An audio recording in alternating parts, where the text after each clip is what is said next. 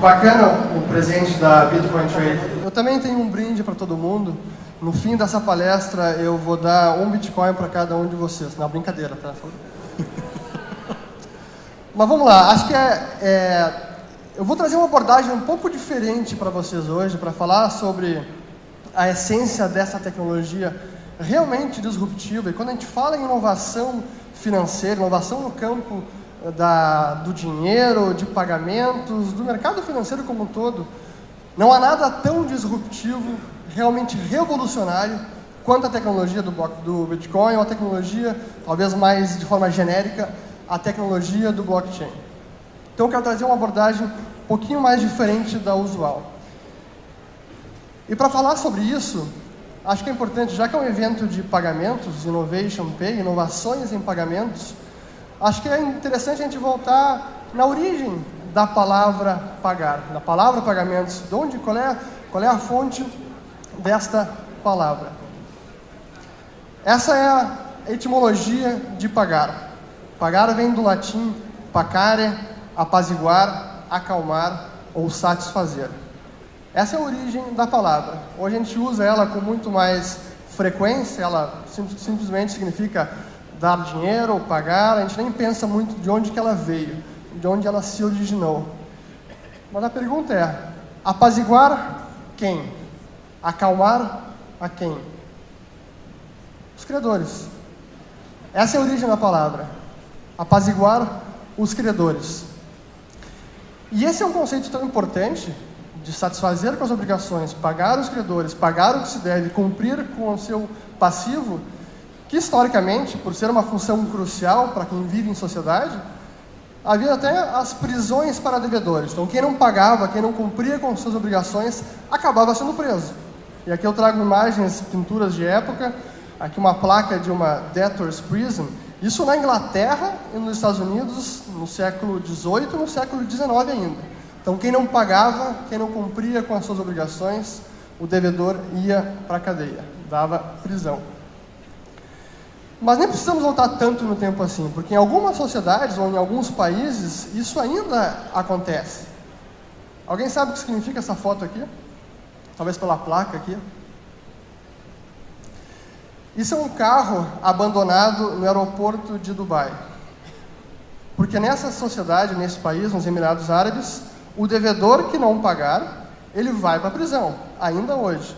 E eu sei que é exatamente isso, porque eu vivi em Dubai, eu morei lá em 2008 e 2009, no auge da crise, e como 2008 foi aquele ano do boom econômico, aí vinham muitos expatriados morar no país, eu era um deles, salários altos, imposto de renda zero, mas muita gente chegava no país, se compravam carros e se financiavam, contraíam empréstimos com alguma instituição financeira.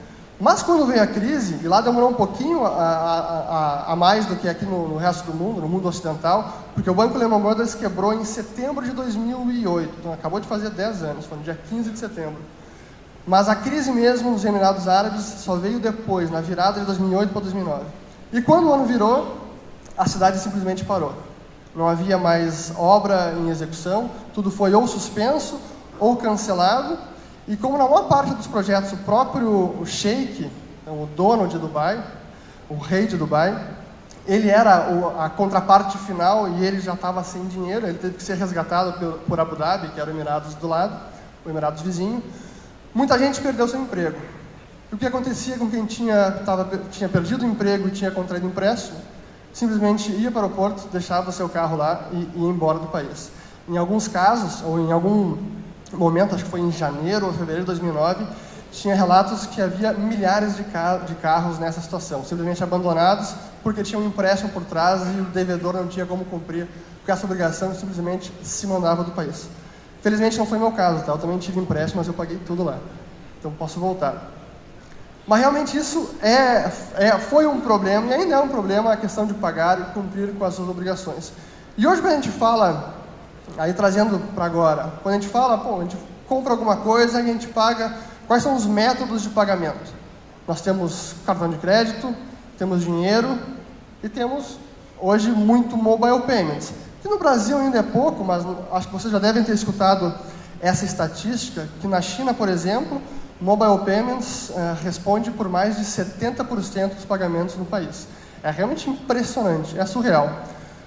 Mas quando a gente analisa uma transação com cartão de crédito, por exemplo, como funciona? O que é uma transação de cartão de crédito? Quando a gente faz um pagamento, a gente passa o cartão, digita a senha, essa transação, instantaneamente, o que ela faz? Ela cria, no mínimo, duas obrigações do cliente com a empresa de cartão de crédito e da empresa de cartão de crédito com o lojista. Mas como vocês bem sabem, na verdade tem vários outros intermediários ou terceiros nessa transação. Temos o adquirente, em alguns casos tem o subadquirente e talvez até outros correspondentes bancários. Então talvez uma simples transação com cartão de crédito crie, na verdade, 4, 5 ou talvez até 6 obrigações de pagamento. E quando essas obrigações são realmente liquidadas? A gente costuma pensar que a obrigação de pagar, hoje, ela é liquidada finalmente quando nós transferimos pelo sistema bancário. Quando finalmente sai o dígito eletrônico da minha conta e vai para a conta do cartão de crédito, da Mastercard, da Visa, etc. E quando o adquirente finalmente paga o lojista. Correto? É assim que se liquida a operação hoje em dia? Na verdade, não. A liquidação realmente final, ela só ocorre quando há o pagamento com dinheiro em espécie. Voltando aqui atrás, esse é o pagamento, essa é realmente a liquidação de pagamento. Quando há a transferência do dinheiro em espécie. Esse é o ativo final, esse é o ativo que realmente liquida uma operação. Hoje, no sistema bancário, a gente costuma pensar que esse é o nosso dinheiro, que a conta bancária, os dígitos eletrônicos da conta bancária, esse é o nosso dinheiro. Mas, na verdade, isso representa uma obrigação. A obrigação do banco de entregar dinheiro quando o cliente assim o demandar.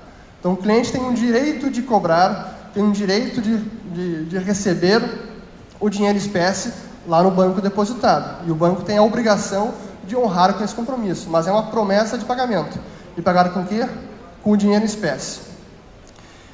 E hoje, quando analisamos, então, todos os sistemas de pagamentos, na essência desses sistemas, o que temos são diversas redes, então uma miríade de redes, que na verdade o que fazem é criar, repassar ou transferir e liquidar obrigações de pagamento. E muitas vezes essas obrigações nem são liquidadas, porque como vocês sabem, hoje em dia dinheiro em espécie, quase ninguém usa dinheiro em espécie. Então nosso dígito fica na conta eletrônica lá quase que para sempre.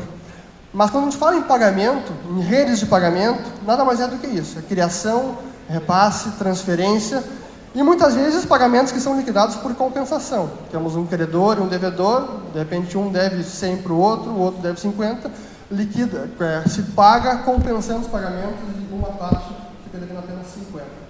É assim que funciona hoje. Quando a gente fala de fintech, e todo esse movimento de inovação em pagamentos, de inovação no mundo financeiro, e a própria palavra fintech, a maior parte das inovações que a gente vivencia, que a gente experimenta, são, na verdade, inovações nesse campo do sistema financeiro, de pagamentos. São inovações de como se criar novas obrigações, como repassar, transferir obrigações ou promessas de pagamento.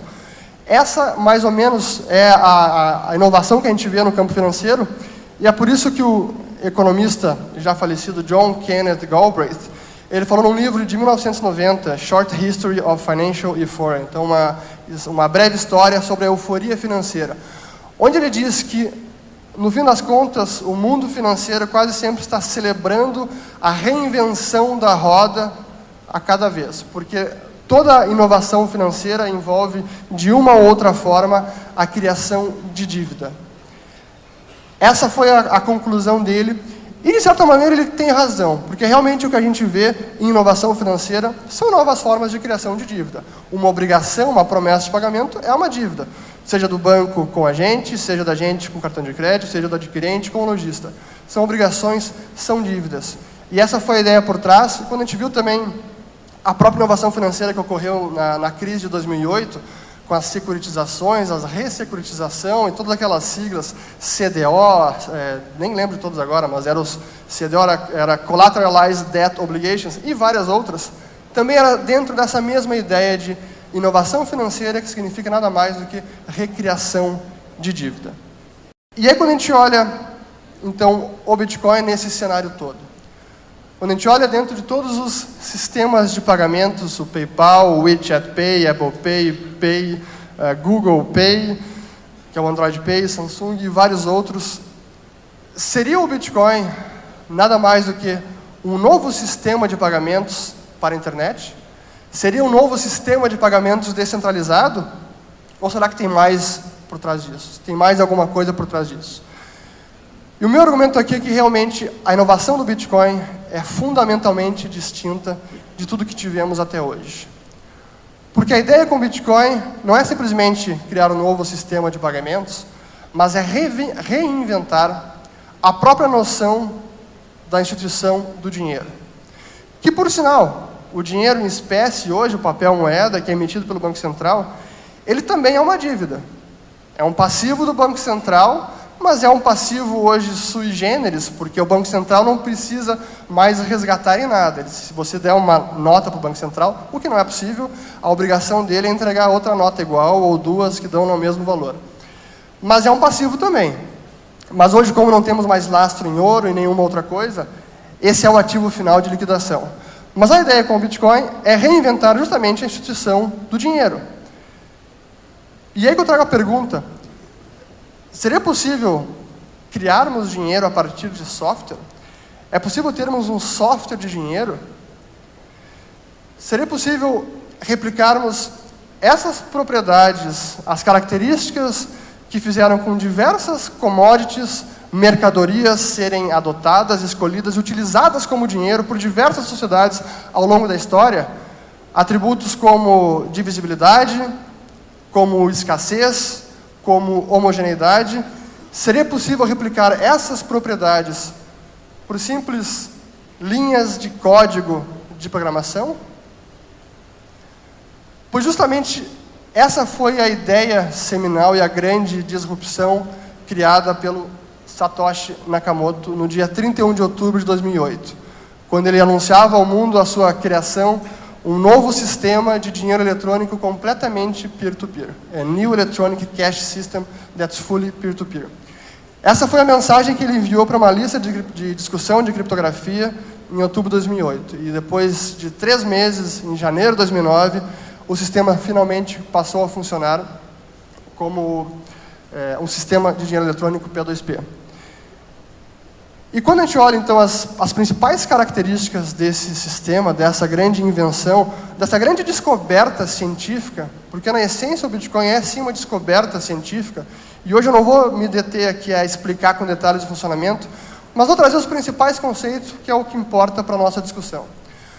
O primeiro atributo é que o Bitcoin realmente é um bem escasso. Ele é uma mercadoria digital, mas ele é um ativo e ele é escasso. E essa é uma das inovações, porque pela primeira vez nós temos a escassez inerente do mundo físico replicado no ambiente digital. Mas o Bitcoin não é passivo de ninguém. O Bitcoin ele é criado nessa rede descentralizada e ele não é uma promessa de pagamento de nada, ele não é uma obrigação de nenhum minerador de entregar algo a outra pessoa. O Bitcoin ele é um ativo, ele é o bem, ele é a coisa em si mesma, ele é o próprio ativo. E por isso ele não é passivo de ninguém. É também um sistema incrivelmente seguro. Em mais de 9 anos de funcionamento do blockchain, que para quem não sabe, a origem do termo blockchain é o nome dado ao grande livro contábil do Bitcoin. Essa é a origem do termo, porque todas as transações são registradas na forma de blocos de transações e todos os blocos são referenciados uns aos outros por meio da criptografia, formando uma corrente de blocos. Essa é a origem do termo blockchain, corrente de blocos. E esse livro contábil, o blockchain, jamais foi corrompido em mais de 9 anos de operação. É realmente seguro. Todas as histórias que vocês escutam sobre hack de alguma carteira ou de alguma exchange, é no sistema da exchange, não é no blockchain. Então é num descuido de um outro sistema que está alheio a este do blockchain. Um outro atributo muito importante, e por isso o Bitcoin inova, é porque ele é um próprio ativo, mas ele também é um sistema de pagamentos.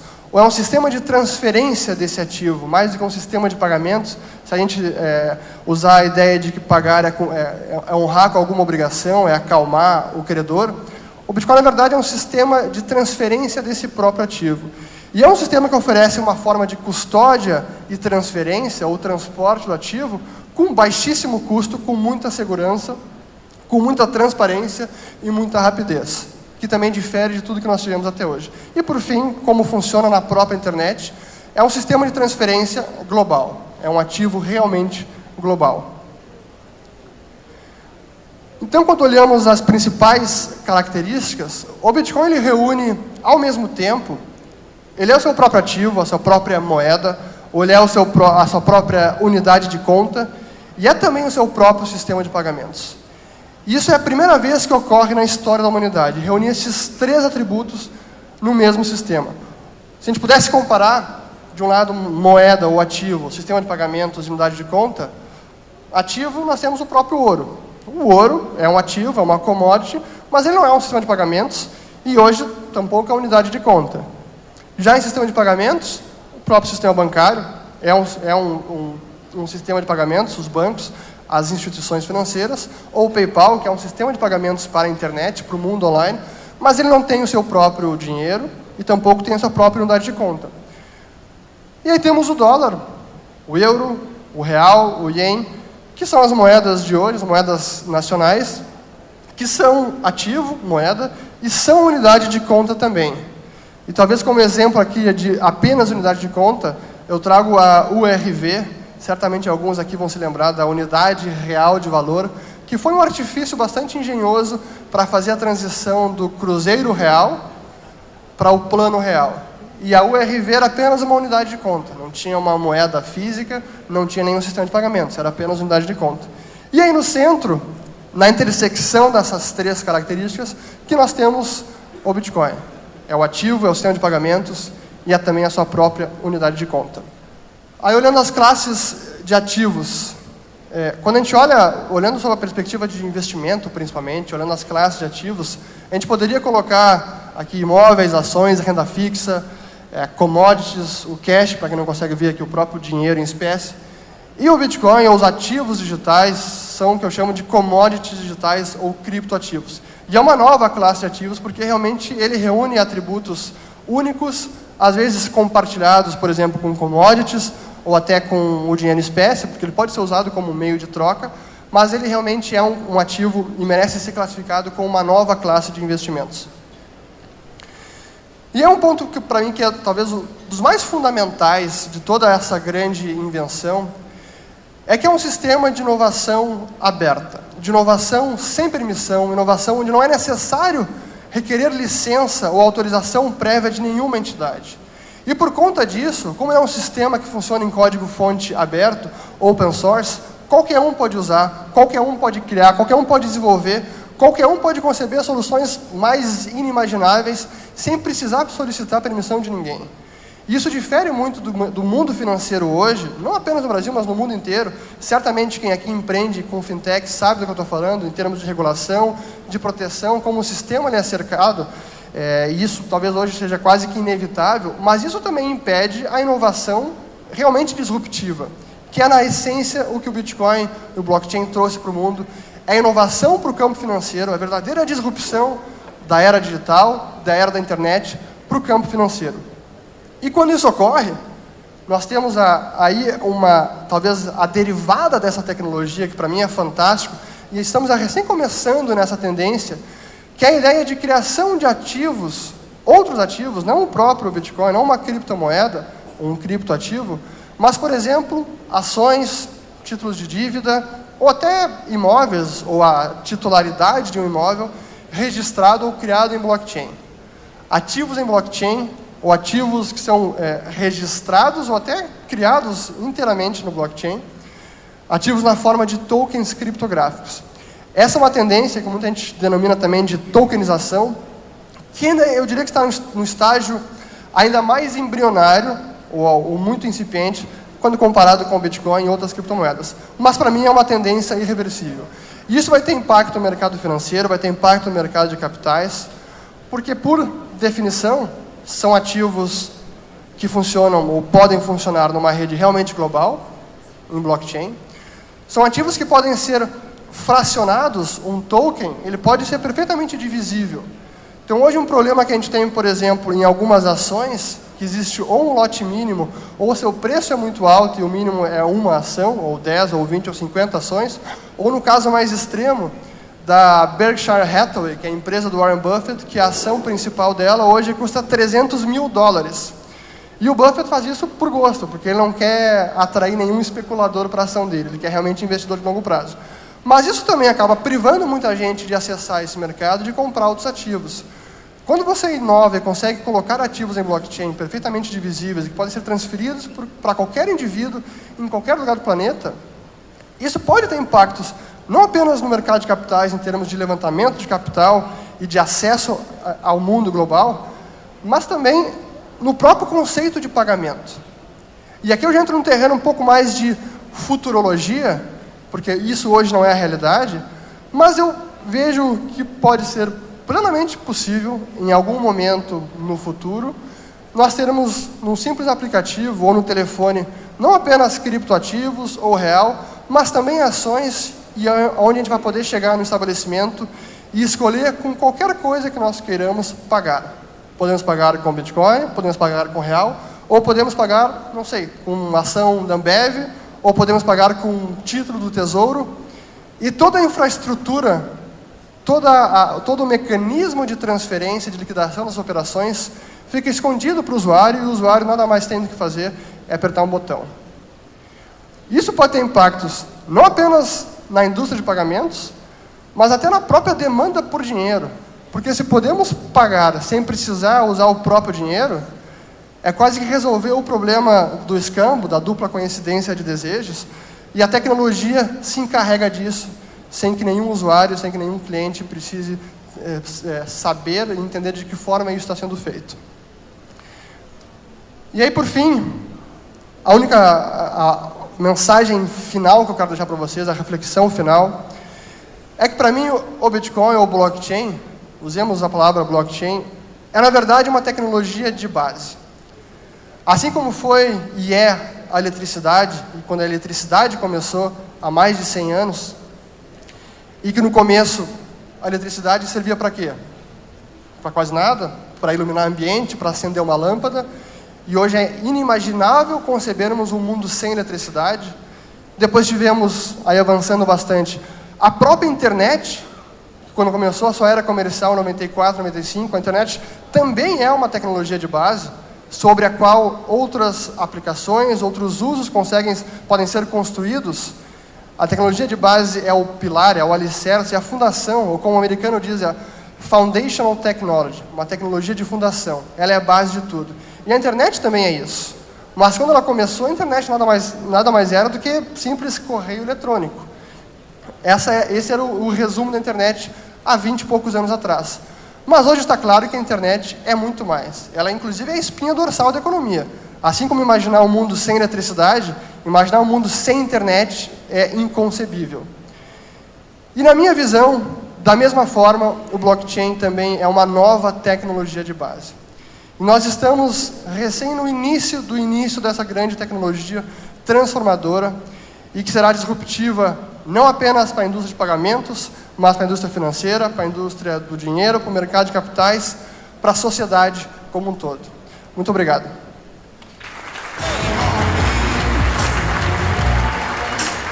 Muito bom. Tem 3 perguntas para você aqui, Fernando. Temos perguntas? Leonardo Henrique. Muitas empresas estão desligando seus processamentos de blockchain devido ao alto custo de energia para processamento. Qual a solução para isso? Muito bem. Acho que isso, na verdade, se refere aos mineradores. Isso. A quem processa, valida e registra a transação no blockchain.